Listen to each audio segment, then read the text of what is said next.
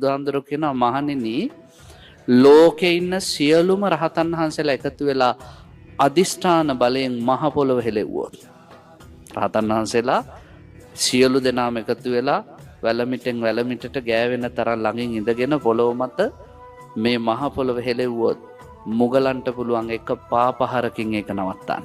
ඒ කියන්නේ මුගලන් හාමුදුරුවෝ එච්චරට එර්දිමත්.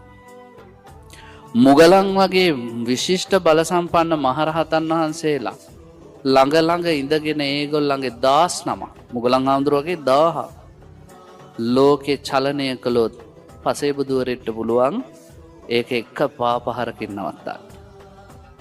ඊළඟට කියනවා පසේ බුදුවරු මුළු ලෝකෙ වැහෙන්න තරම් ඉඳගෙන මුළු ලෝකෙම හෙලෙව්වොත් ලෞතුරා බුදුවරෙට පුළුවන් කකුලේ සුලංගිල්ලෙන් ඒක නවත්තන්න. බුදුහාමුදුරුවෝ එච්චරට ශක්තිමත්.